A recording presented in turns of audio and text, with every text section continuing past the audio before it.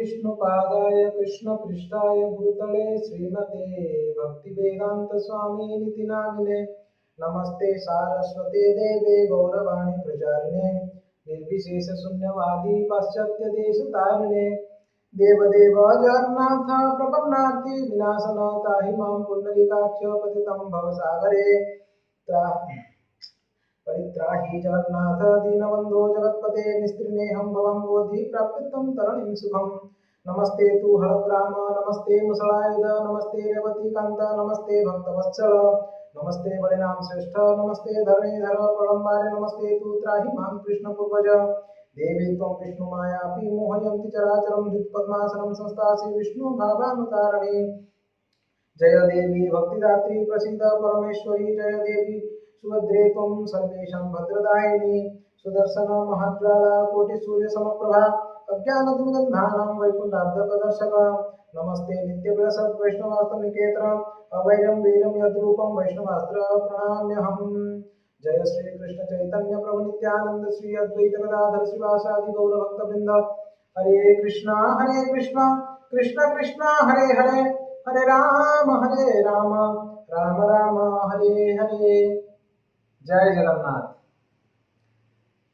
तो हम लोग श्रवण कर रहे हैं स्नान यात्रा। तो हम लोगों ने सुना कि किस प्रकार से मालव देश का राजा इंद्रदुम्न उड़ीसा उस नील पर्वत के ऊपर पहुंचते पहुंचते भगवान नीलमाधव अंदर ध्यान हो गए थे और वहां से हम लोग कथा आगे सुनेंगे। अभी महाराज नील पर्वत के ऊपर नारद मुनि उत्कल के राजा अपने सेना और प्रजाओं के साथ पहुंच चुके। नारद मुनि ने एक बहुत ही सुंदर सा जगह को उन्होंने देखा जो नरसिंह मंदिर के समीप था और उसी जगह पर सभी राजा और मंत्री सब लोग वहां पर रहे। राजा के लिए अलग सा कुटिया इत्यादि बनाया गया। फिर वहां पर अश्वमेध यज्ञ करना उन्होंने प्रारंभ किए। ये वही स्थान है अभी जिसको गुंडीचा मंदिर कहते हैं। गुंडीचा महाराज इंद्रदुम्न की पत्नी का नाम था, यानी रानी का नाम था। उनके नाम के अनुसार उस मंदिर का नाम गुंडीचा मंदिर हुआ है और गुंडीचा मंदिर के ठीक नजदीक में ही श्री नरसिम्हा देव भगवान जी का मंदिर है जो जगन्नाथ मंदिर से भी पहले से वहां पर उपस्थित है। वो विग्रह का एक विशेषता है, सामने से शांत नरसिम्हा दिखेंगे और अगर पुजारी को कहेंगे तो पीछे से आपको दर्शन करवाएंगे तो उग्र नरसिम्हा है। इस प्रकार से भगवान नरसिम्हा देव वहां पर प्रकट हुए थे। ये बहुत सदियों पहले यानी नारद मुनि वगैरह वहां पर पहुंचने से पहले की घटना है। तो इस प्रकार से अश्वमेध यज्ञ बहुत ही सुंदर तरीके से राजा करने लगे। नारद मुनि वहां पर भागवत भी चलता रहा और यज्ञ भी चलता रहा। यज्ञ करने के लिए अनेकों गायों को उन्होंने इकट्ठा किया ताकि ब्राह्मणों को दान दे सके। उन सारे गायों को जो इकट्ठा किए हैं उस गायों की खुर से एक कुंड बन गया वहां पर। उसी कुंड का नाम है इंद्रदुम्न सरोवर, जो अभी भी है। जिस सरोवर से श्री चैतन्य महाप्रभु गुंडीचा मार्जन के समय पर पानी लाया करते थे अपने भक्तों के सहायता से, वही इंद्रदुम्न सरोवर जो है अश्वमेध यज्ञ जब इंद्रदुम्न महाराज कर रहे थे उस समय वो निर्मित हुआ था गोखुर से, यानी गायों के खुर से। वहां पर गायों को इकट्ठा किए थे ना, तो उसके खुर से जो है ना इतना बड़ा सा जो है कुंड बन गया, तालाब बन गया। तो अश्वमेध यज्ञ संपन्न होते होते महाराज को एक सपना आता है और उस सपने में वैकुंठ का दर्शन करते हैं। नारद मुनि को कहते हैं, नारद मुनि बहुत प्रसन्न होते हैं और ये भी आज्ञा देते हैं कि जो भक्ति की बात है, जो अपने इस प्रकार के सपने होते हैं, ये असलियत में दूसरों को, अन्यों को नहीं बताना चाहिए। अपने भक्ति के बाद केवल गुरु महाराज के छोड़ के और किसी को नहीं बताना चाहिए। और वैसे भी गुरु महाराज को अपने भक्ति के बारे में क्या बताना, क्योंकि गुरु महाराज जी तो हमारे सभी प्रकार की स्थिति को जानते हैं, क्योंकि स्वयं भगवान ही उनके अंदर आवेशित हुए रहते हैं, परमात्मा। तो ये सपना देखने के बाद इंद्रदुम्न महाराज जी फिर से एक सपना देखते हैं जिसमें उन्होंने ये देखा कि समुद्र के किनारे जो ना एक लकड़ी जो है ना वो बहकर आया हुआ है और स्वयं भगवान कह रहे हैं कि मैं ही हूँ और उसको लाकर मेरा विग्रह बनाओ। ये सपना देखने के बाद इंद्रदुम्न महाराज जब भी नारद मुनि को कहते हैं और इंद्रदुम्न महाराज जब भी सैनिकों को भेजते हैं अपने लोगों को, तो सभी लोग जाकर देखते हैं सचमुच एक बहुत बड़ा सा विशालकाय नीम की लकड़ी वृक्ष जो है ना उस तट पर लगा हुआ है, समुद्र के तट पर। ऐसा लग रहा है कि यहाँ पर जो है उसका जो है शुरुआत है और कई अंदर तक जो है ये वृक्ष है करके। और ये वो स्थान जो है जिस स्थान पर ये वृक्ष लगा हुआ था, ये लकड़ी लगा हुआ था, उस स्थान का बांकी मुहान कहते हैं। वहाँ पर एक नदी बह रही थी बांकी करके, वो समुद्र के साथ वहीं मिलती थी, इसलिए बांकी मुहान कहते हैं। अभी उस स्थान का नाम चक्र तीर्थ हो चुका है, जहाँ पर चक्र नारायण की भगवान का मंदिर है, उसी स्थान पर जो है ना ये लकड़ी लगा हुआ था आकर, ऐसे शास्त्रों से प्रमाण मिलता है। वो लकड़ी कुछ और नहीं है, स्वयं महा विष्णु जो है, क्षीरोदकसाय विष्णु जो समुद्र में लेटे हुए हैं क्षीर सागर में, उनकी शरीर का एक रोम कोण जो है वो बहता हुआ यहाँ तक आया हुआ है, ऐसे कुछ शास्त्र में उसका प्रमाण प्राप्त होता है। तो उस लकड़ी का रंग जो है ना रक्त वर्ण का, उसमें शंख चक्र इत्यादियों का चिन्ह था और बहुत ही विशालकाय। कुछ लोग प्रयास किए, उसको उठा नहीं पाए, हाथी इत्यादि लगाया गया, बड़े बड़े लोगों को लगाया गया और उसको बांध कर उसको खींचते हुए जो है ना वो राजा का निवास स्थान जो है गुंडीचा मंदिर जो फिलहाल है उस स्थान पर उसको लेकर गए। तो वहाँ लेकर जाने के बाद उसको कारपेंटर के द्वारा प्रयास किए उसको श्री विग्रह बनाने के लिए, मगर सारे कारपेंटर फेल हो गए, उसको खरोच तक लकड़ी में नहीं आया। तो फिर राजा चिंतित हुए और नारद मुनि को पूछने लगे। तो फिर नारद मुनि और महाराज बात करते समय जो ना आकाशवाणी होता है, उसमें बताया जाता है कि एक वृद्ध कारपेंटर आएगा, आप उसको मदद करना, 21 दिनों तक जो है एक कमरे के अंदर बंद रखो उस लकड़ी को और उस वृद्ध कारपेंटर को, और वो आपको श्री विग्रह बनाकर देगा। यह सुनने के बाद महाराज देखते हैं सचमुच एक वृद्ध कारपेंटर वहां पर दिखाई पड़ता है। वृद्ध कारपेंटर को बुलाते हैं, उसको श्री विग्रह बनाने के लिए जब भी बोलते हैं उस कारपेंटर को, कारपेंटर का यही शर्त रहता है कि 21 दिनों तक एक कमरे के अंदर बंद रखो, चारों तरफ से सील पैक होना चाहिए और कोई भी व्यक्ति 21 दिन से पहले उस कमरे के दरवाजे को नहीं खोलना चाहिए। इस बात को सुनकर राजा बहुत प्रसन्न हो जाते हैं। बहुत दिन का उनका इच्छा था नीलमाधव यानी परम भगवान जी का दर्शन करने के लिए, जो नहीं कर पाए थे, अभी उन्होंने देखा कि वो दिन पूरे होने आए हैं, अभी भगवान श्री विग्रह के रूप में फिर से प्रकट होंगे और मैं उनका दर्शन करूंगा। इस प्रकार से विचार करते हुए उन्होंने उस वृद्ध कारपेंटर को और उस लकड़ी को एक घर के एक गृह निर्माण किया गया और चारों तरफ से सील करके एक दरवाजा रखा गया और जो बूढ़ा कारपेंटर वहां पे काम करने लगे। काम करते करते करते करते 15 दिन बीत गई। 15 दिन के बाद रानी गुंडीचा का मन जो है ना उद्विग्न होने लगा। वो कहने लगी राजा को कि महाराज वृद्ध कारपेंटर को आप कमरे के अंदर रखकर बंद कर दिए और वो बेचारा खाया नहीं पिया नहीं कुछ नहीं, धीरे धीरे से उसका ठक ठक ठक ठक करने का आवाज भी आना बंद हो गया और आप अभी अंदर रखेंगे तो पाप लग जाएगा, आप खोल दीजिए। महाराज बोलते कि नहीं नहीं 21 दिन तक बोला है उसने, देखो नहीं खोलेंगे, बुढ़ा व्यक्ति अंदर मर जाएगा तो पाप लगेगा अपने को। रानी के बातों में आकर महाराज खोल देते हैं। जब भी महाराज खोल कर देखते हैं उसके अंदर जो है ना आधा बनाया हुआ, पैर नहीं हाथ आधा, ठीक से मुख भी नहीं बना हुआ, ऐसा 3 विग्रह वहां पर था और बुद्ध व्यक्ति चला गया था, कारपेंटर नहीं था वहां पर। राजा बड़ा दुखी हो जाते हैं, बोलते हैं कि मैंने कितना बड़ा पाप कर लिया, भगवान के विग्रह की सेवा में बाधा प्राप्त हो गई, तो अभी तो ये विग्रह बनेगा नहीं, अधूरा रह गया, अधूरा विग्रह बनने का पाप मेरे सर पे आया। फिर से वो बोला कि ये जीवन त्याग दूंगा मैं। फिर नारद मुनि और विशेष रूप से काकभूषण जी वहां पर आकर समझाते हैं कि नहीं नहीं, असलियत में इसी रूप में भगवान प्रकट होना चाहते हैं। आकाशवाणी भी हुई कि महाराज आप चिंता मत करो कि इसी रूप में भगवान प्रकट होना चाहते हैं। महाराज समझ नहीं पाए कि इस रूप में कैसे प्रकट होंगे, ये कैसा रूप है, ये तो अद्भुत दिख रहे हैं। तब आकाशवाणी होने लगा कि ये रूप अधूरा है, इसलिए आप उसको अच्छे से कपड़ा पहनाओ और कलर करो, पेंटिंग करो, और फिर कौन से विग्रह को किस प्रकार से पेंटिंग करना है, कौन सा रंग कहाँ पर लगाना है, ये सब कुछ जो है बताया गया महाराज को। तो महाराज उस प्रकार से पेंटिंग करवाए। तब बहुत ही सुंदर जगन्नाथ बलदेव सुभद्रा महारानी को जो है वो वहाँ पर दर्शन करते हैं। ये वह दिन था जिस दिन ये सब पेंटिंग वेंटिंग सब पूर्ण हो गया। ये वही दिन था जो जगन्नाथ बलदेव सुभद्रा महारानी जब प्रकट हुए थे। ये ज्येष्ठ पूर्णिमा का दिन, ज्येष्ठ पूर्णिमा का दिन था। उस दिन जो है ये विग्रह जो है वो प्रकट होता है गुंडीचा में। फिर भी महाराज का मन मान नहीं रहा था, बहुत ही सुंदर तो जगन्नाथ दिखने लगे तो मन नहीं मान रहा था। तो तभी महाराज जो है नारद मुनि को पूछते हैं। तो नारद मुनि काकभूषण जी ये लोग क्या किए, राजा को भगवान कृष्ण क्यों इस रूप में प्रकट हुए, ये रूप कहाँ से आया, किस प्रकार से ये रूप भगवान जी को मिला, ये सारा भाव जो है और उसका जो कथा जो है वो नारद मुनि सुनाते हैं। श्री कृष्ण का महाभाव प्रकाश लीला जो है वो नारद जी वहाँ पर इंद्रद्युम्न महाराज को सुनाते हैं। तो ये महाभाव प्रकाश लीला जो है हम लोग बाद में सुनेंगे, क्योंकि अभी ये पूरा करते हैं, मगर इसी स्नान यात्रा की सीरीज में सुनेंगे, मगर नेक्स्ट क्लास में सुनेंगे। तो फिर कथा सुनने के बाद राजा बहुत प्रसन्न होते हैं। उसके बाद नारद मुनि कहते हैं अभी मंदिर निर्माण करने का समय आ गया। तभी रोहिणी कुंड के समीप में कल्पवृक्ष के उत्तर दिशा में वहाँ पर जो है एक मंदिर बनाने का कार्य जो उन्होंने प्रारंभ किया। ये मंदिर बहुत ही सुंदर महाविशालकाय मंदिर बना। यहाँ पर श्री विग्रह भी तैयार है। तभी मंदिर बनने के बाद श्री विग्रह भी तैयार हो चुका था। तभी नारद जी बोले कि मैं जाता हूँ ब्रह्मा जी को बुलाने के लिए, जो यहाँ पे प्रतिष्ठा करेंगे मंदिर का। तो महाराज बोलते कि मैं भी चलूंगा। तो महाराज नारद मुनि के साथ ब्रह्मलोक में जाते हैं। तो वहाँ पर आप सबको मालूम है ब्रह्मलोक का समय और हमारे यहाँ पर भूलोक का समय में बहुत अंतर है।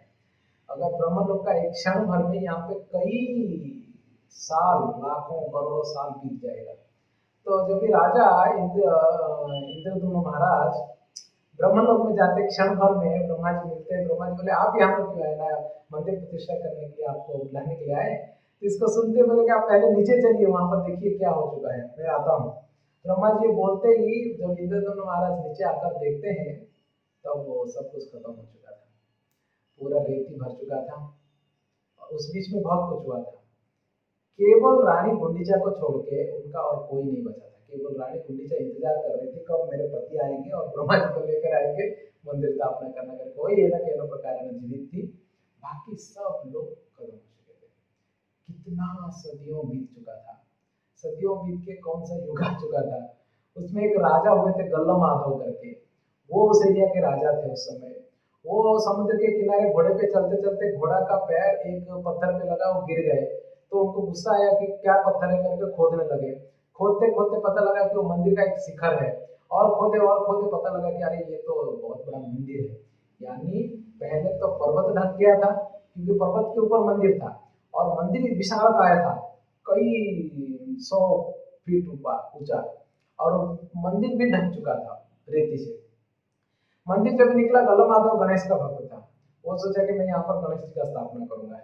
तब तक जो है इंद्रद्युम्न महाराज पहुंचते हैं, बोलते कि नहीं ये परम भगवान विष्णु का मंदिर है, जगन्नाथ जी यहाँ पर जो है सेवा मिलेगी। तो गल्ला माधव और इंद्रद्युम्न महाराज के बीच में डिबेट होता है, दोनों का युद्ध होने वाला था। तब तक जो है काकभूषण जी वहां पहुंचती है। काकभूषण जी कहती है कि नहीं नहीं असलियत में भगवान जी का मंदिर है। तभी गल्ला माधव समझ जाता है। गल्ला माधव जो है ना छोड़ देता है मंदिर को।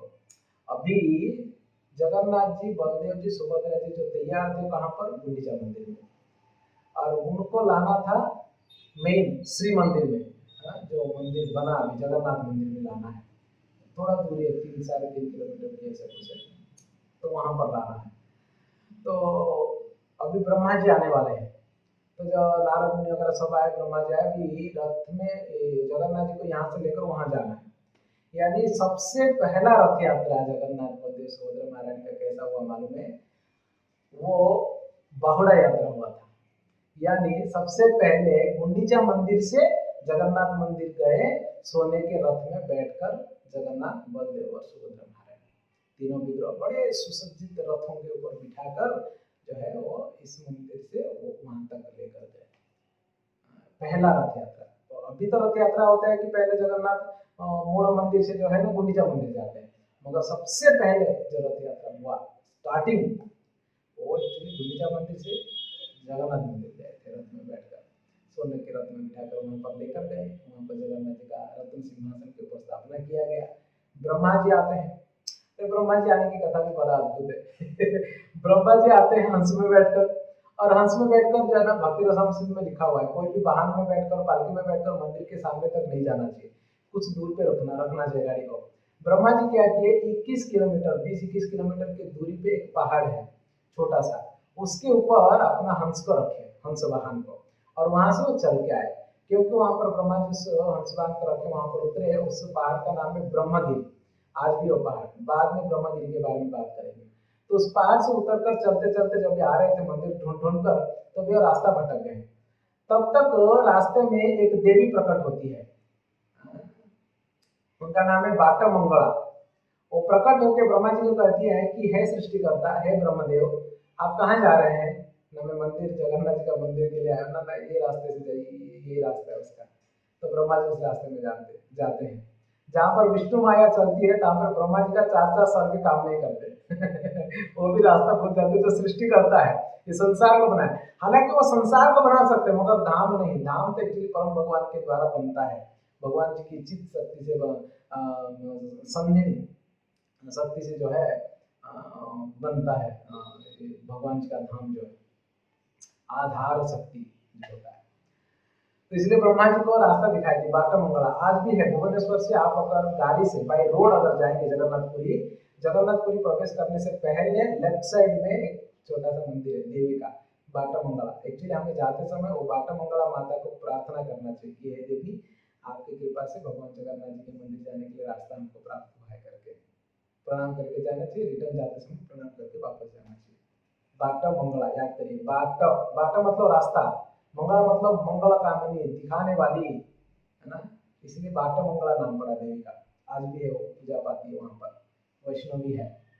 तो ब्रह्मा जी वहां जाते हैं, फिर ब्रह्मा जी जो है यज्ञ इत्यादि करते हैं। तो यज्ञ करते हैं तो वहां पर यज्ञ में सबसे पहले प्रकट होते नरसिंह देव, यज्ञ नरसिंह कहते हैं, जो अभी भी जगन्नाथ मंदिर के राइट साइड में यानी अपने लेफ्ट साइड में है। हम अगर जगन्नाथ जी की ओर खड़े रहेंगे सर तो अपने लेफ्ट साइड में नरसिंह देव का मंदिर है। और नरसिंह देव प्रकट होते, राजा डर जाते हैं, क्या इतना बड़ा विकराल रूप ना। ब्रह्मा जी समझाते हैं, वहां पर एक आसन बनाया जाता है ब्रह्मा जी के लिए, उस आसन के ऊपर बैठकर यज्ञ कर रहे थे। तब उस यज्ञ में से जो है ना अनंत शेष और नरसिंह देव प्रकट होते हैं। वो जो आसन है, वो पीठ ब्रह्मा जी जिसके ऊपर बैठे थे वो आज भी है, जिसके ऊपर अभी ब्राह्मण बैठे हुए रहते हैं, उसको मुक्ति मंडप कहते हैं। मुक्ति मंडप, उसके ऊपर केवल ब्राह्मणों का ही अधिकार है, क्योंकि ब्रह्मा जी का मंडप है, उसी के ऊपर ब्रह्मा जी बैठकर यज्ञ किए हुए थे और कोई नहीं बैठ सकते वहां पर। और उस मुक्ति मंडप के बाजू में ही नरसिंह भगवान प्रकट हुए थे, जहाँ यज्ञ स्थल था। तो वहां पे नरसिंह देव की प्राकट्य हुआ, नरसिंह देव का स्थापना हुआ, नरसिंह देव को भोग इत्यादि लगा, प्रार्थना हुआ। ये सब हो जाने के बाद फिर जगन्नाथ मंदिर की स्थापना की ब्रह्मा जी। फिर जगन्नाथ बलदेव सुभद्रा महारानी को वहां पर रखे।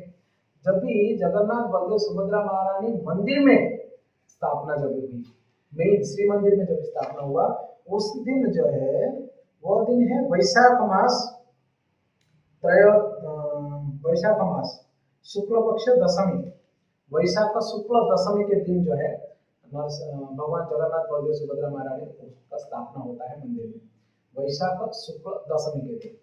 और मैंने आपको बताया था ना 12 महीने का 12 फेस्टिवल्स के बारे में बता दिया, और 13वां फेस्टिवल मैंने आपको छोड़ दिया था, नाम ठीक से बताया नहीं था। वो 13वां फेस्टिवल ये है, वैशाख मास के शुक्ल पक्ष के दशमी के दिन जगन्नाथ जी को मंदिर में स्थापना किया गया था, इसलिए मंदिर के अंदर जगन्नाथ जी का अभिषेक होता है। ये त्रयोदश उत्सव है असलियत में। तो ये स्नान उत्सव कौन सा है? जो गुंडीचा मंदिर में जगन्नाथ जी का स्वरूप प्रकट हुआ था, दारू ब्रह्म के रूप में जो प्रकट हुए थे, वो उनका जन्मदिन है, जगन्नाथ जी का जन्मदिन असलियत में।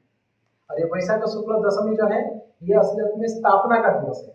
जो मुख्य मंदिर, जो श्री मंदिर जिसको कहते हैं, बड़ा देवड़ श्री मंदिर, जगन्नाथ मंदिर जिसको हम लोग कहते हैं, वो उसके अंदर आकर जब स्थापना किया गया है वो वैशाख शुक्ल दशमी है। और स्नान यात्रा जो है ज्येष्ठ पूर्णिमा जो है ये गुंडीचा मंदिर में जगन्नाथ जी बलदेव सुभद्रा महारानी का जब विग्रह बना, उनका पेंटिंग इत्यादि सब हो गया, वो प्राकट्य दिवस है। उस दिन ज्येष्ठ पूर्णिमा का दिन प्रकट हुआ, तो तब से ये स्नान पूर्णिमा मनाया जाता है।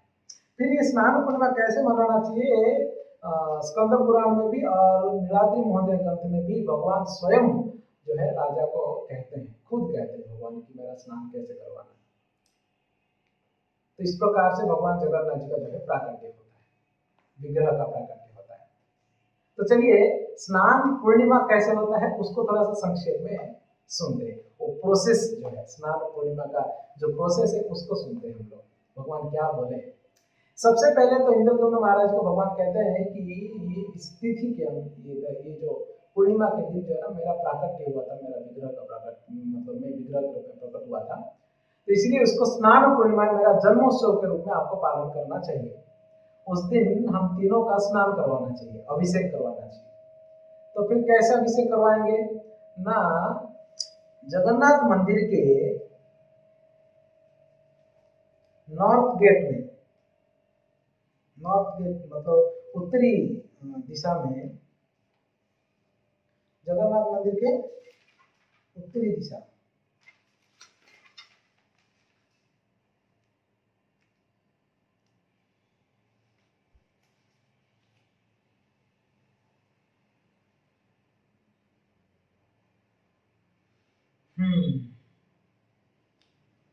जगन्नाथ मंदिर के उत्तरी दिशा में एक कुआं है, उस कुएं का नाम है सुरना कुआं।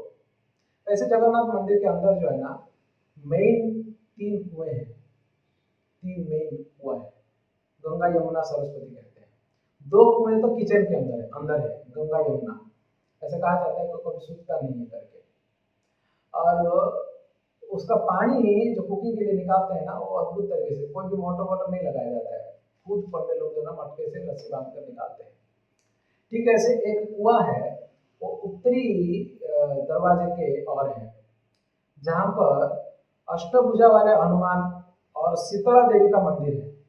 आप अगर जगन्नाथ मंदिर गए हैं, अगर नहीं भी गए, अगर जाएंगे तो देखना उत्तरी दरवाजे के से अगर एंट्री करेंगे या निकलने के लिए जाएंगे, एंट्री करते समय राइट साइड में शीतला देवी का मंदिर है, वहां लिखा हुआ रहेगा शीतला देवी का मंदिर। मंदिर के अंदर जाएंगे ना, उस कुएं के ऊपर एक पत्थर ढका हुआ रहता है हमेशा, वो है सोना कुआं।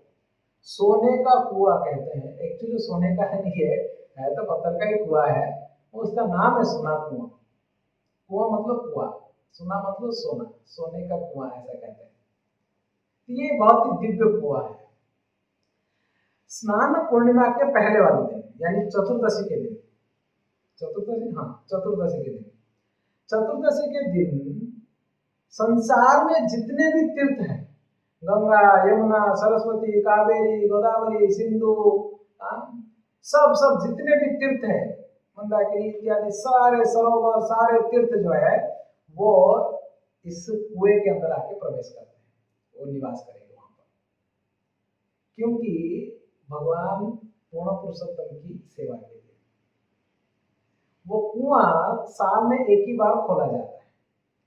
बाकी शीतला देवी उनका प्रोटेक्ट करती है, देख रेख करती है, वो शीतल रखती है कुएं को। और पत्थर को हटाया जाता है, कुएं को साफ किया जाता है। साफ करने का तात्पर्य है कि वो पानी में अगर धूल मिट्टी कुछ गिरा वगैरह, पत्ते वगैरह गिरा हो तो उसको सब क्लीन करते हैं। फिर पंडे नीचे उतरते हैं कुएं में, फिर मटके से भर भर के पानी ऊपर देते हैं। उस दिन चतुर्दशी के दिन रात्रि के समय चतुर्थी होम करके एक यज्ञ होता है। वो होम भगवान जी के मंदिर के अंदर चलता रहता है। और इधर कुछ स्पेसिफिक कुछ पंडे होते हैं जिनका एक ही काम है कि स्नान यात्रा के समय पर पानी निकालेंगे उस कुएं के अंदर से। तो वे लोग कुएं से पानी बाहर निकालते हैं, हाथ से ही निकालते हैं, कोई मोटर वोटर यूज नहीं किया जाता है। तो सारे तीर्थों का जल, सारे तीर्थ जो है उस कुएं में आकर निवास करते हैं उस दिन रात्रि के समय पर।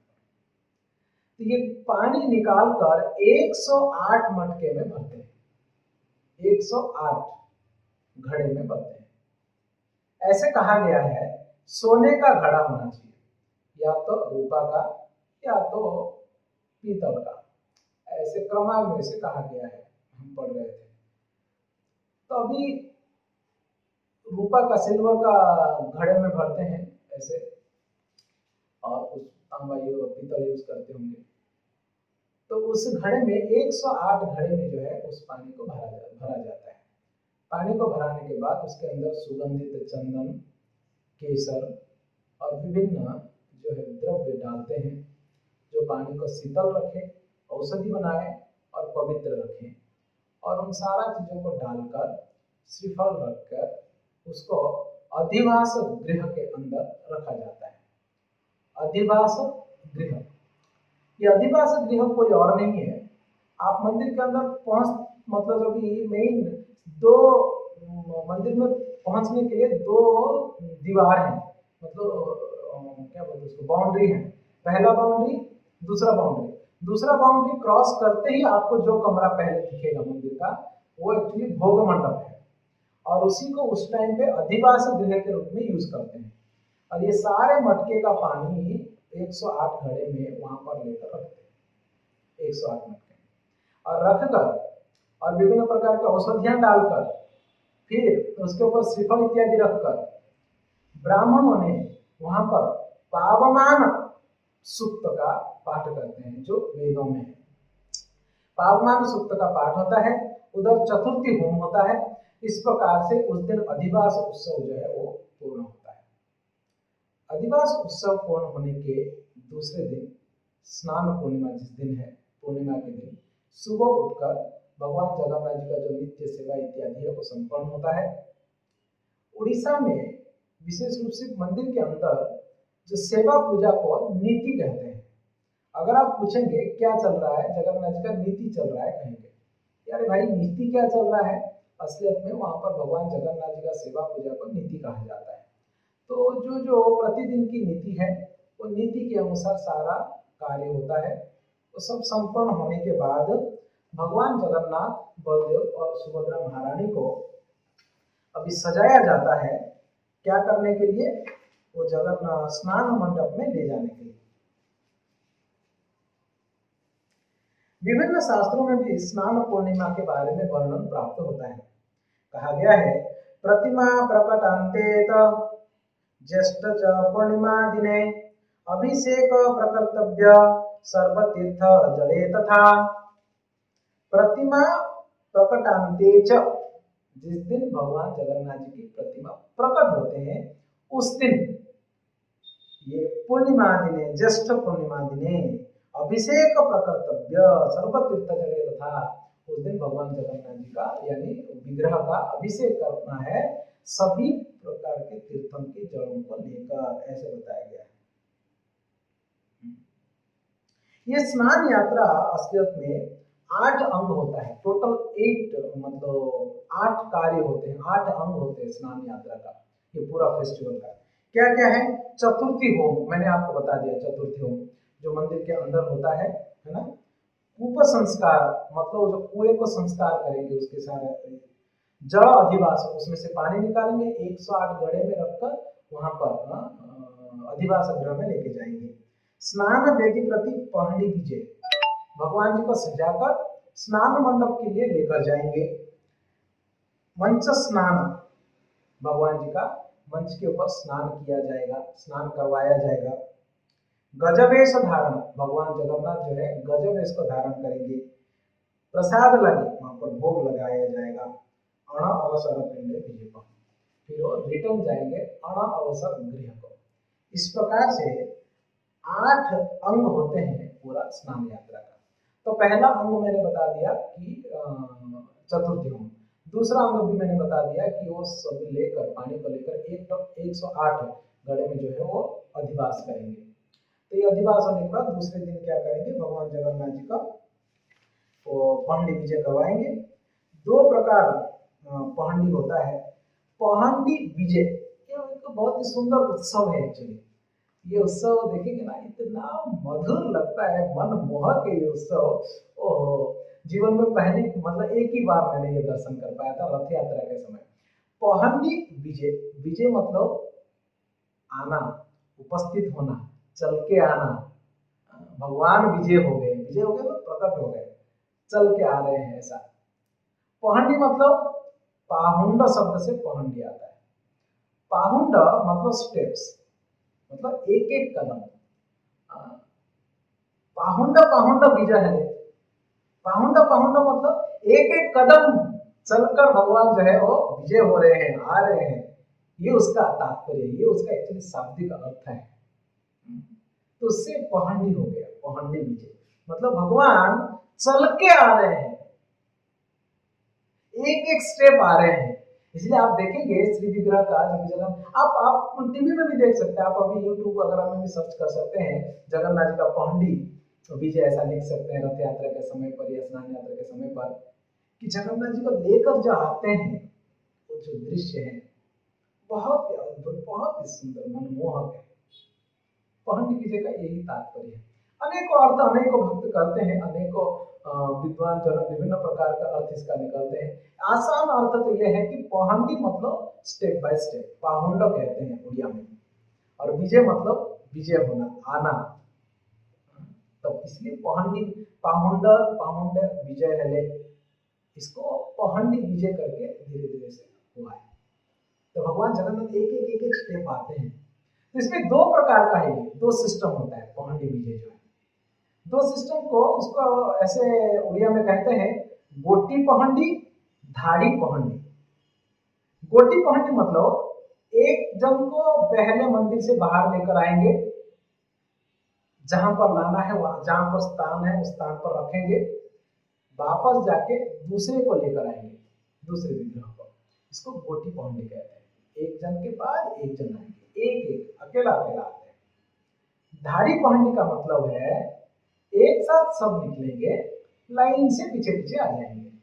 सुदर्शन जी पहले आएंगे, फिर जगन्नाथ जी आ जाएंगे, फिर सुभद्रा महारानी आएंगे, सॉरी क्षमा चाहता हूँ, पहले सुदर्शन जी आएंगे, बलराम जी आएंगे, सुभद्रा महारानी आएंगे, फिर जगन्नाथ जी आएंगे। धाड़ी, तो धाड़ी पहंडी कहते हैं।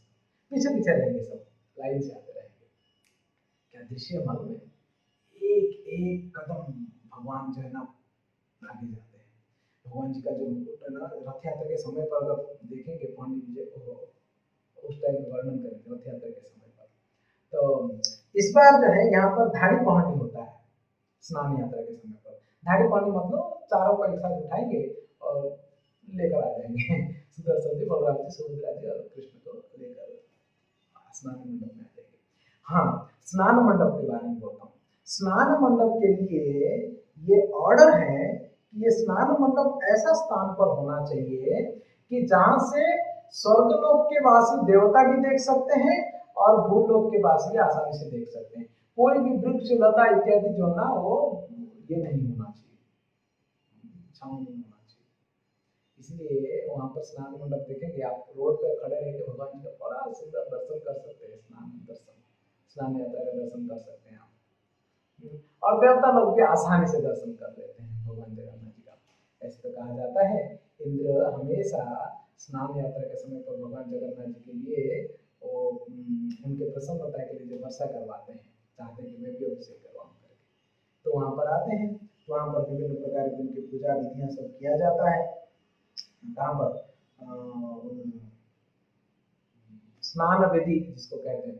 ये जो स्नान वेदी अभी था ना, वो अभी जो है ना, वो एक्चुअली पहले यहाँ नहीं था, वो पहले अंदर था स्नान वेदी। अंदर मतलब वो अभी एक्चुअली ऑफिस बन चुका है, जहाँ पर डोमिशन रहते हैं वहाँ पर। कभी मेरे साथ कोई जगन्नाथपुरी चलेंगे तो मैं दिखाऊंगा। पहले वहाँ पर था, अभी यहाँ पर आ गया है। क्योंकि पहले ये जो सेकंड बाउंड्री है, मेघनाद प्राचीर उसका नाम है, ये बाद में बना है। जब भी मैं मंदिर के बारे में बताऊंगा ना, तभी ये सारा चीज़ और अच्छे से बताऊंगा। तो स्नान मंडप के ऊपर जगन्नाथ जी अभी पहुँच गए हैं। तो विभिन्न प्रकार की उनकी जो सेवा इत्यादि हो, सब सेवा होता है। सब सेवा होने के बाद उनको स्नान करवाना प्रारंभ करते हैं। 108 घड़े का जो पानी है, 108 कलश का, जो सोने की कलश का या रूपा के कलश का जो पानी है, उसको ऐसे स्नान करवाते हैं। बलराम जी को, बलभद्र जो है उनको 33 मटकों के पानी से स्नान करवाएंगे। और जगन्नाथ जी को 35 वो 33, बलराम जी को, जगन्नाथ जी को 35 और सुभद्रा महारानी को 22 और सुदर्शन महाराज जी को 18 माने 18 घड़ों के पानी से चारों जन को स्नान करवाते हैं। इतना ठंडा पानी, क्योंकि पूरा बंद था साल भर, सारे तीर्थ आए हुए हैं, तो स्नान करवाते हैं। ऐसे बताया जाता है, ब्रह्मादि त्रिदशा सर्वे स्थित्वा काशे जगत्पते महास्नान प्रपश्यन्ति भक्ति भाव समन्विताः। ब्रह्मा आदि देवी देवता भी वो आकाश में रहकर वो महाभक्ति भाव से भगवान जगन्नाथ जी का ये स्नान जो है वो देखते हैं। इस प्रकार से वहाँ पर भगवान जगन्नाथ जी, बलदेव, सुभद्रा महारानी का स्नान होता है बड़े अच्छे तरीके से, बहुत नहला देते हैं। भगवान जगन्नाथ जी अद्भुत दिखेंगे, पूरा नेचुरल कलर रहता ना, वो सारा कलर जो है ना ऐसे ऐसे बिखर जाएगा। और पूरा सबके सामने देवता देख रहे हैं और लोग देख रहे हैं और स्नान कर रहे हैं। कुछ लोग तो प्रमोद में ऐसे भी कहते हैं उड़ीसा में, प्रभु आपने गोकुल में गोपियों का स्नान करते समय वस्त्र आपने ले लिया था, आपने स्नान देखा था, तो गोपियां कह रहे थे कि आप भी पब्लिक आपका स्नान देखेगी। आप उनके वचन रखने के लिए अभी यहाँ पर लीलाएं कर रहे हैं कि पूरा पब्लिक जो है आपका स्नान जो है यहाँ पर देख रही है। ऐसा कुछ लोग भाव से कहते हैं कि दिव्य दर्शन है भगवान जी का ये स्नान का। और ये भी कहा गया है, ये जो स्नान भगवान जगन्नाथ जी करते हैं,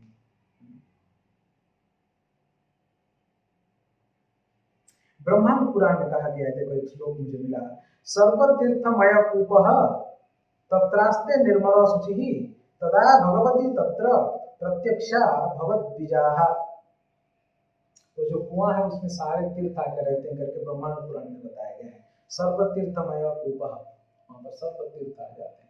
तो ये जो स्नान करते हैं भगवान, सारे तीर्थ तो आते ही हैं, और सबसे बड़ी बात है कि स्वयं भगवान के श्रीअंग का स्पर्श करके पानी आता है। ये पानी, ये जो स्नान किया हुआ पानी जो जिस व्यक्ति को प्राप्त होता है एक बूंद, उसका जीवन तो धन्य हो गया है। वो निश्चित रूप से कृष्ण कृपा को प्राप्त करेगा और जगन्नाथ जी का धाम को प्राप्त करेगा, ऐसा शास्त्रों का कथन है। तो अभी भगवान जगन्नाथ जी, बलदेव जी और सुभद्रा महारानी सुदर्शन जी के साथ स्नान कर लिए 108 मटके के मतलब पानी से। बहुत सुंदर तरीके से स्नान हो गया। सभी देवताओं ने दर्शन किए और सभी भूलोक के निवासी भी दर्शन किए, क्योंकि ऐसे स्थान पर स्नान मंडप है जहाँ से सभी लोग दर्शन कर सकते हैं। सब हो जाने के बाद भगवान जी को भोग लगेगा, तो उससे पहले बहुत ही सुंदर सा ड्रेसिंग होता है भगवान का, बहुत सुंदर से सजाते हैं। मगर ये जो ड्रेसिंग है साल भर में एक ही बार होता है स्नान मंडप के ऊपर। ये स्पेशल ड्रेस होता है भगवान का, स्पेशल वेश होता है ना। तो इस बार जगन्नाथ और बलराम जी क्या करते हैं, हाथी वेश को धारण करते हैं, हस्ती वेश ना। तो ये गणपति वेश या हस्ती वेश को धारण करते हैं। भगवान जगन्नाथ जी का और बलदेव जी का सूंड निकल आता है, हाथी के जैसा सूंड निकल आता है, हाथी के जैसा कान आ जाते हैं, हाथी के जैसा दांत आ जाते हैं। ऐसा वेश को भगवान धारण करते हैं। भगवान भी अजीब अजीब लीलाएं करते हैं। ये यथा माम प्रपद्यन्ते, जो जिस भाव से मेरा उपासना करेगा और मैं उस भाव से उसके साथ भी आदान प्रदान करूंगा। भगवान खुद कहते हैं भगवद गीता में इस बात को। क्या हुआ था, कर्नाटक में एक ब्राह्मण रहता था, कनियारी करके गांव है कर्नाटक में, कनियारी करके गांव में एक ब्राह्मण रहते थे जिनका नाम है गणपति भट्ट। ये भगवान विष्णु के ही उपासक है, परम ब्रह्म को यानी ब्रह्म के उपासक है। भगवान परम ब्रह्म है वो जानते हैं बहुत अच्छे तरीके से, बहुत ही सौम्य स्वभाव के हैं, ब्राह्मण है, किसी दूसरे के प्रति ईर्षा द्वेष की भावना नहीं रखते हैं, सभी जीवों को प्रेम करते हैं। ऐसे सौम्य स्वभाव के एक ब्राह्मण थे। उनका जीवन यापन जो है ना बहुत ही सिंपल था। थोड़ा बहुत उनको जो भी इधर उधर से कोई दान इत्यादि दे देता है उससे उनका भरण पोषण हो जाता है, और उनके पत्नी और बच्चे भी थे, उसके बारे में ज़्यादा वर्णन प्राप्त नहीं होता है। क्या हुआ, एक बार उन्होंने ब्रह्म पुराण पढ़ रहे थे। ध्यान रखिएगा, ये ब्राह्मण कर्नाटक का है, महाराष्ट्र का नहीं। साथ साथ में ये देवी देवताओं का उपासक नहीं है, ये असलियत में ब्रह्म के उपासक है, या विष्णु को जानता था परम ब्रह्म है करके, इस बात को वो जानते थे। ठीक है, और ब्राह्मण है। वो साउथ इंडिया में ब्राह्मण होते हैं ना, भट्ट साहब होते हैं, दक्षिण भारत के भट्ट है ये ब्राह्मण। तो एक बार वो ब्रह्म पुराण पढ़ रहे थे। ब्रह्म पुराण पढ़ते समय उन्हें एक जगह ये लिखा हुआ प्राप्त हुआ कि स्वयं परम ब्रह्म जो है वर्तमान नील सागर के किनारे नीलाद्रि पर्वत के ऊपर निवास करते हैं। जो व्यक्ति अपने जीवन में इसी चक्षु से उनका दर्शन एक बार कर लेता है तो निश्चित रूप से उसको मुक्ति प्राप्त हो जाती है। अभी पुराण की बात है, ब्रह्म पुराण की बात है, और ये ब्राह्मण है, उसको दृढ़ विश्वास है पुराण शास्त्रों के ऊपर, भगवान के ऊपर। उन्होंने सोचा कि इस घर में रह के जीवन भर जो है ना इस प्रकार से भिक्षाटन करके परिवार का भरण पोषण करके क्या मिलने वाला है। जब तक भरण पोषण करेंगे तब तक ये परिवार वाले साथ देंगे, फिर ये लोग भी साथ देने वाले नहीं हैं। तो असलियत में अपना जीवन को अगर भगवत प्राप्ति करना है तो हमको अभी से प्रयत्न करना पड़ेगा। सब कुछ अनित्य है संसार में, ये संबंध भी अनित्य है। आजकल तो संबंध और अनित्य बन चुका है। आप मुझे सुख देंगे तभी हम आपके साथ रहेंगे, आप मुझे सुख नहीं दे सकते हैं तो हम आपके साथ नहीं रह सकते हैं। पति पत्नी का संबंध, माता पिता का संबंध, पिता पुत्र का संबंध, माता पुत्री का संबंध, सभी संबंध इस प्रकार से हो चुका है। स्वकेंद्रित संबंध सब स्वकेंद्रित हो चुका है। स्वकेंद्रित शब्द का अर्थ होता है अपना खुश, अपना सुख पहले ध्यान देते हैं। प्रेम केवल नाम मात्र के हैं। वैसे संसार के संबंध में तो प्रेम नहीं होता है, प्रेम तो कृष्ण के साथ होता है। संसार के संबंध में केवल काम होता है, मगर ये काम के प्रति भी आसक्ति जो है ये तब तक रहती है जब तक वो काम पूरा होता है। अगर अपना काम पूरा नहीं हो रहा है तो वह संबंध भी गया। चाहे कोई भी संबंध हो, चाहे वो अग्नि को साक्षी रखते, देवताओं को साक्षी रख के मंगलसूत्र बांधा हुआ पति पत्नी का संबंध ही क्यों ना हो, वो भी अगर सुख नहीं मिल रहा है तो फिर उस संबंध को तोड़ दिया जाता है। उसको क्या करते हैं, विच्छेद हो जाता है। ये बहुत बड़ा समस्या है आज समाज का। असलियत में हमारे सनातन धर्म में विच्छेद की व्यवस्था नहीं हुआ करता है। ये विच्छेद कभी नहीं होता है। ये संबंध एक बार बन गया तो ये विच्छेद बाद में ऐड हुआ है। विवाह उत्सव के बारे में हमेशा वर्णन प्राप्त होता है। जो भी है उन्होंने सोचा ये पारिवारिक संबंध, संतान इत्यादि ये सब जो है ना भौतिक है। हमें भगवत उपासना करना है, भगवत प्राप्ति करना है, मुक्ति पाना है तो भगवान का दर्शन करना पड़ेगा। तो इसलिए कब तक ये संसार के जाल में बंधे हुए रहेंगे, उन्होंने सब कुछ परित्याग करके वो क्या किए, भगवान ये जो स्वयं परम ब्रह्म नीलाद्रि में निवास करते हैं उनका दर्शन करने के लिए वो ब्रह्म पुराण को हाथ में लेके निकल पड़े। कर्नाटक से चलते चलते चलते चलते उड़ीसा पहुंच गए, उत्कल प्रदेश में पहुंच गए। उत्कल प्रदेश में भी पुरी के नज़दीक पहुंच गए। वो पुरी के नज़दीक कहाँ पहुंचे मालूम है, अठरनला के पास पहुंचे। पुरी के अंदर प्रवेश करने के लिए एक ही रास्ता हुआ करता था जो अठरनला कहते हैं। अठरनला कुछ नहीं, एक ब्रिज है। वो नीचे से एक छोटी सी नदी बहती है और उसके ऊपर एक छोटा सा ब्रिज है। उसमें 8 जो है ना ऐसे रास्ते हैं, इसीलिए अठरनला कहते हैं। श्री चैतन्य महाप्रभु भी जब प्रथम बार जगन्नाथपुरी में प्रवेश कर रहे थे, अठरनला होते हुए प्रवेश कर रहे थे। जब ये अठरनला के पास गए, बस अभी ये ब्रिज क्रॉस करेंगे, यानी ये छोटी सी नदी क्रॉस करेंगे तो जगन्नाथपुरी जो दिव्य धाम है, मुक्ति प्राप्त कर सकते हैं, वहाँ पर परम ब्रह्म निवास करते हैं, ऐसा वैकुंठ है। इस बात को स्मरण करते करते बहुत आनंदित हो रहे थे, बहुत खुश हो रहे हैं। तब क्या हुआ, उन्होंने स्नान इत्यादि किए, अपने आप को पवित्र किए, भगवान को प्रार्थना किए, ब्रह्म पुराण को पढ़े। फिर देखें कुछ लोग अठरनला क्रॉस करके वो बाजू से ये बाजू आ रहे हैं। तो इन्होंने देखा ये लोग सब ये बाजू क्यों आ रहे हैं, तो देखे कि बहुत प्रसन्न है, हरि बोल जय जगन्नाथ कह रहे हैं, हरि बोल कह रहे हैं। कोई मंत्र हरे कृष्ण मंत्र कह रहा है, जगन्नाथ जी का गुणगान कर रहा है और नाचते गाते सब लोग जो है ना वो आ रहे हैं। तो ये गणपति भट्ट बोला कि ये लोग कहाँ से आ रहे हैं। बोला कि अरे आप लोग इतने खुश क्यों हो भाई, और आ कहाँ से रहे हो। बोले कि पता नहीं, हम लोग जगन्नाथपुरी से रिटर्न आ रहे हैं। हम जगन्नाथ जी के मंदिर के अंदर गए थे, भगवान जगन्नाथ जी का दर्शन किए, जो स्वयं परम ब्रह्म है, परमात्मा है, उनका दर्शन किए। इसको समझ में नहीं आया। परम भगवान परमात्मा का दर्शन किए, परम ब्रह्म का दर्शन किए और वापस भी आ गए, ये कैसे संभव है। एक बार कोई व्यक्ति परम ब्रह्म का दर्शन करता है तो उसमें लीन हो जाता है, उसको मुक्ति प्राप्त हो जाता है, तो ये वापस कैसे आ सकते हैं। उसे विश्वास नहीं हुआ। वो 2-3 बार पूछा, वो लोग वही दौर आ रहे हैं। वो लोग सोचे पागल हो गया क्या।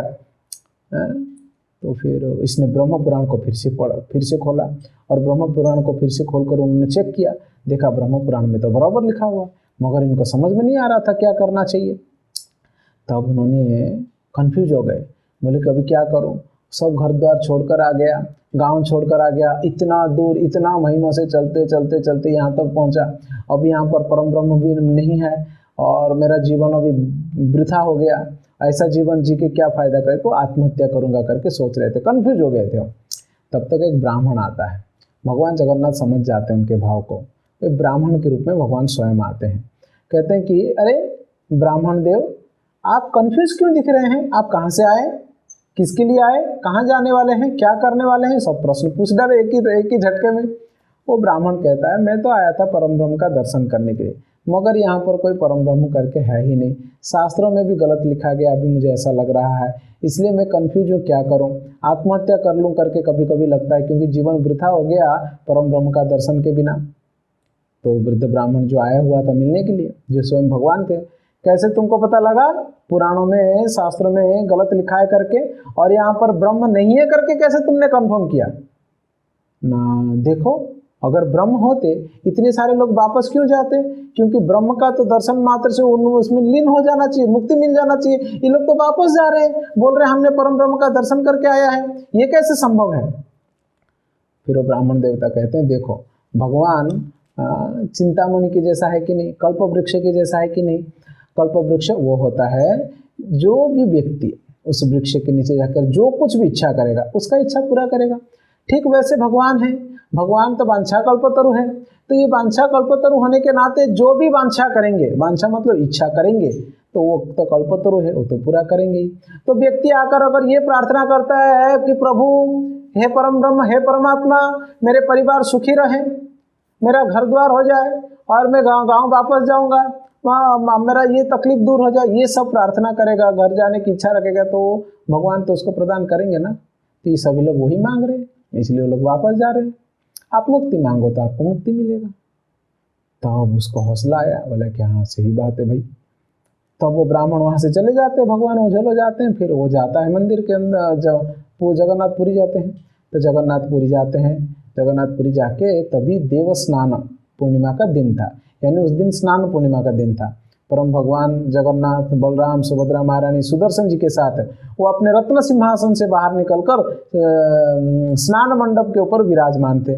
स्नान हो चुका था, कितने सारे हजारों में लोग वहाँ पर भीड़ लगाए हुए थे। तो ये उसके भीड़ के अंदर जाके देखता है, कहाँ है परम ब्रह्म? तो सब लोग दिखाते, ये देखिए परम ब्रह्म, ये देखिए परम ब्रह्म करके दिखाते हैं।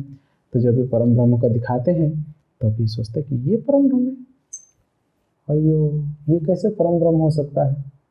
क्योंकि परम ब्रह्म तो उनका शुंड होना चाहिए, तो इनका तो शुंड है नहीं। तो गणपति के जैसे होना चाहिए, तो इनका तो है नहीं। परम ब्रह्म मतलब शुंड होना ही तो चाहिए। देखो, वो ब्रह्म का उपासक है, मगर ब्रह्म के भी अनेक रूप में से वो गणपति रूप को उपासना करते थे। ब्रह्म के भी गणपति रूप है। देखो, गणपति ये शब्द ही सूचित करता है भगवान विष्णु के लिए। गण मतलब लोग, लोगों की पति। भगवान विष्णु ही सबके पति है, मालिक है ना, पालन करता है। और ये गणपति जो अभी जो गणेश जी जो जिस पोस्ट में है, वो भी असलियत में भगवान का ही पोस्ट है वो। तो ये गणपति जो शुंड करके रहना चाहिए, ऐसा उसका धारणा है। अभी क्या करें, शुंड तो है नहीं, जगन्नाथ जी का शुंड कहाँ से आएगा? और वैसे भी अद्भुत स्वरूप दिख रहा है, उनको तो अच्छा नहीं लगा। बोला कि ये तो है नहीं प्रभु, ये तो परम ब्रह्म नहीं है, मैं तो ठगा गया। तो बड़ा दुखी होके, गुस्सा होके वहाँ से पानी भी पिया नहीं, खाना तो बात पे तो वापस चला गया। भगवान तुरंत ही मुदिरत करके जो मेन पुजारी वगैरह होते हैं उनके सपने में आके उनके आवेशित होके उनके कहते हैं, मेरा एक भक्त है गणपति भट्ट बहुत दूर से आया है, उसको लेके आओ, उसको जाके बोलो वो जो इच्छा कर रहा है वही देखने के लिए आने के लिए बोलो, मेरा शुंड है उसको जाके बोलो। वो जाके पुजारी समझाता है, गणपति भट्ट को ढूंढता है, गणपति भट्ट कौन है, गणपति भट्ट कौन है? बोलता है क्या हुआ, कर्नाटक से आए हो ना भगवान वो दर्शन देने के लिए बुला रहे हैं। अरे कोई भगवान नहीं है, परम ब्रह्म नहीं है, परम ब्रह्म का शुंड होना चाहिए, ये तो है नहीं, मुझे ठगा गया है। अरे भाई शुंड है, कौन बोला नहीं है भाई है। पुजारी बोल रहा है, भगवान बोल के भेजा है कि है करके बोलो, है। बोलते नहीं है, मैं अब भी देख कर आया। अरे तुम ठीक से देखे नहीं हो, दूर से आप चलो हम आपको दिखाते हैं। कैसे कैसे हाथ पैर पकड़ के उनको लेकर वापस जाता है। जाकर स्नान मंडप पे जब दिखाता है तभी जगन्नाथ जी का बड़ा सा शुंड आया हुआ रहता है, बलराम जी का भी बहुत बड़ा सा शुंड आया हुआ रहता है। वो देख के कृत्य हो जाता है कि जय हो प्रभु। सभी लोग उस शुंड का दर्शन करते हैं, गणपति रूप का भगवान जगन्नाथ जी का दर्शन करते हैं। सब लोग जय जयकार करते हैं, जय जगन्नाथ। गणपति वेश का गुणगान करते हैं। तो ये भक्त खुश हो जाते हैं और वो प्रार्थना करते हैं कि प्रभु प्रति स्नान पूर्णिमा के दिन स्नान के बाद आप इसी वेश को धारण करिए, ताकि सभी लोगों को ये याद रहे भगवान भी उनको आशीर्वाद देते हैं कि मैं हर स्नान पूर्णिमा में स्नान के बाद इस वेश का धारण करूँगा और इस वेश का धारण करूँगा और सबको ये याद रखाऊंगा कि आप मेरे भक्त हैं करके, गणपति भट्ट। तो उस ये प्रार्थना, ये आशीर्वाद मिलने के बाद वो वहीं पर बेहोश होकर गिर जाता है और उसका शरीर से आत्मा छूट जाता है और वो आत्मा सबके सामने देखते देखते भगवान जगन्नाथ में लीन हो जाता है, क्योंकि उसका इच्छा क्या था, परम ब्रह्म में लीन होना, और वही परम ब्रह्म प्रभु जगन्नाथ है और उनमें लीन हो जाते हैं। तो इस प्रकार से भगवान क्या करते हैं, स्नान पूर्णिमा के दिन स्नान करने के बाद हाथी वेश को धारण करते हैं। ऐसे भी कहा जाता है कि हाथी के जैसे मतवाले होकर प्रभु जल क्रीड़ा कर रहे हैं स्नान पूर्णिमा के दिन, ऐसे कुछ भक्त लोग जो है ना बड़े प्रेम से कहते हैं। तो इस प्रकार से बहुत सुंदर से स्नान उत्सव जो है पूरा होता है। हाथी स्नान के हाथी वेश के बाद भोग अर्पण इत्यादि होके फिर भगवान जी को जो है वो रिटर्न लेकर जाते हैं, कहाँ पर, अण अवसर गृह। भगवान जी को फिर जगन्नाथ, बलदेव, सुभद्रा महारानी, सुदर्शन जी को अण अवसर गृह में लेके जाते हैं, जो मैं बता रहा था आपको, बांस का बना हुआ रहता है अण अवसर गृह। मंदिर के अंदर नहीं लेते हैं, अलग से कुटिया के अंदर लेके जाते हैं, वहाँ पर उनका रखते हैं और तब से शुरू हो जाता है अण अवसर सेवा या अण अवसर समय, ये रथ यात्रा तक रहता है। हम नेक्स्ट क्लास में अण अवसर लीला सुनेंगे, भगवान जगन्नाथ जी का अण अवसर लीला, स्नान पूर्णिमा के बाद अण अवसर लीला का हम लोग श्रवण करेंगे। हरे कृष्णा। जगन्नाथ बलदेव सुभद्रा महारानी की जय, श्रील प्रभुपाद की जय। निताय गौर प्रेमानंदे। हरि हरि बोल।